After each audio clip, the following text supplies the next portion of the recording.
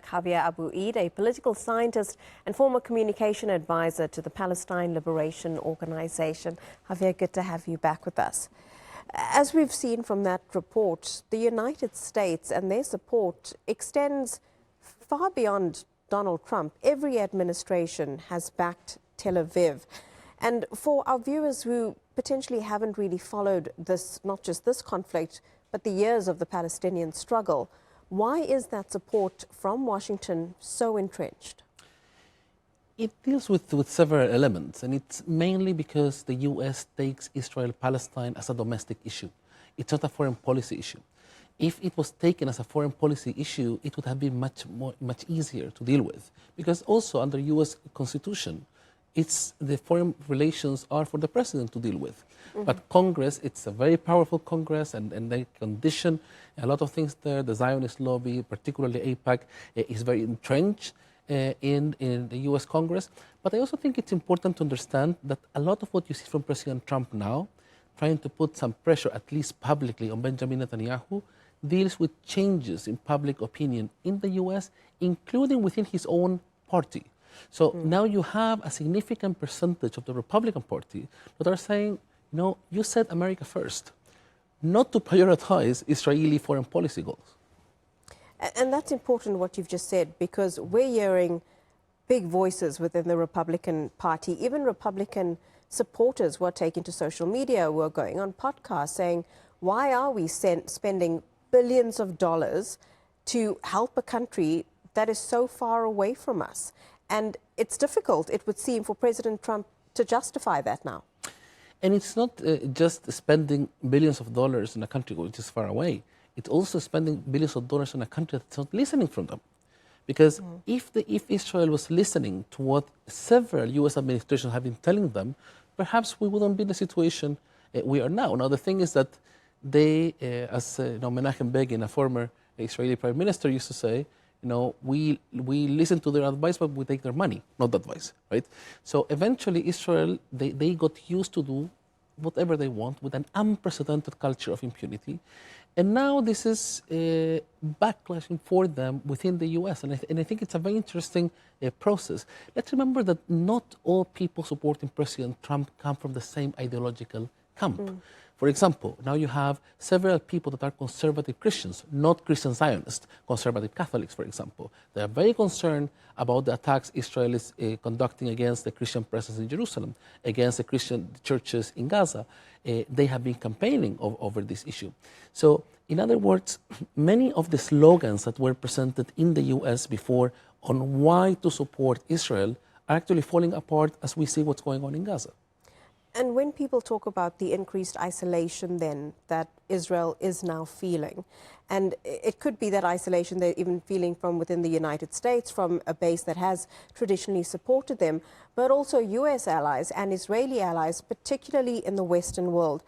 Nizar was saying that there isn't as much support publicly for Israel. They're condemning the humanitarian violence and crisis that continues in Gaza. However, those countries still have economic ties to Israel. Nothing there has changed. So it's very much, it would seem, about making statements, but there aren't tangible actions to actually change anything on the ground. Those are very strong relations between Israel and those countries, especially Europe. Europe is the main trade partner Israel has, the European Union as a whole. So from that perspective, those are not changes that will take place overnight. Now, one would have expected that they would not have reached to over 60,000 people killed in Gaza for them to take action. That would have been the expectation. And we have seen a lot of double standards. Having said so, we are witnessing a turning point. And I think part of what President Trump wants to reach to with this latest initiative is to calm down the international community, is for this isolation to end. It's like sending the message, I took care of the situation, there is no genocide, therefore, now there is no need for you to take action. And I think it's all the opposite. What we need to understand is that what is being discussed now is a framework for a ceasefire. This will not end war crimes, this will not end colonization, so international pressure has to continue even after a ceasefire deal is reached. But this current ceasefire deal, as from what we know so far, that doesn't really seem to be bringing any justice to Palestinians. Not at all. And again, I keep insisting all over that we should not refer to this as a peace plan. It's not a peace plan. It is a framework agreement for a ceasefire, which, once again, something we said earlier. The only thing that secures this framework is that within 72 hours, all Israeli captives will be at home, and that Israel will withdraw to something like 50% of Gaza. That's all we know. Anything else are speculations, details that have not been negotiated. Now, understanding this, you can take actually this as a basis for ending the genocide. But it would not be a basis to reach a lasting and comprehensive peace agreement between Israel, Palestine, and the rest of the region.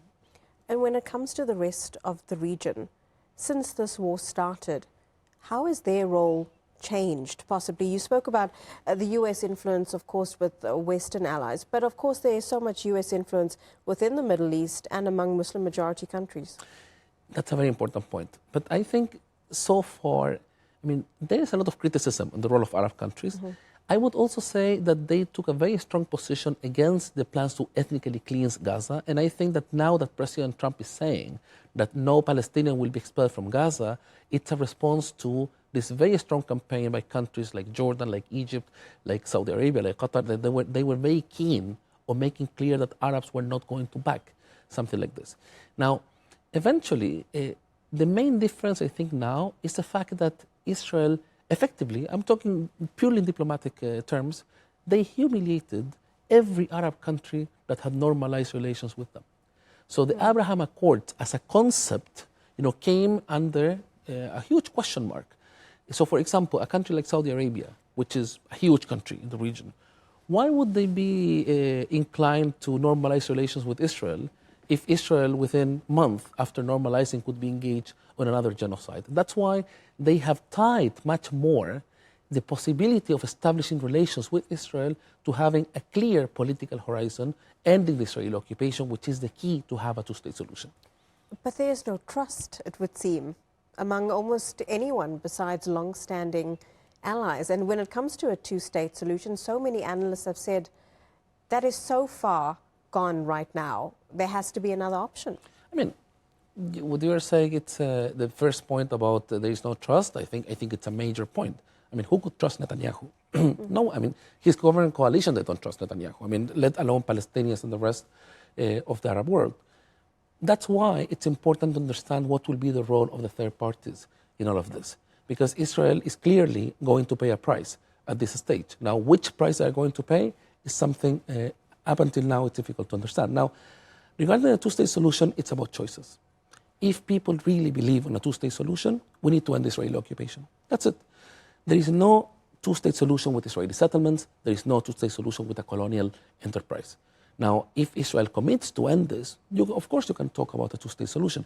But I refer to the two-state solution because still it's international consensus. It's what the UN votes on. So if the world is truly interested to translate this political position into something on the ground, they need to tackle the Israeli occupation, which is the main obstacle.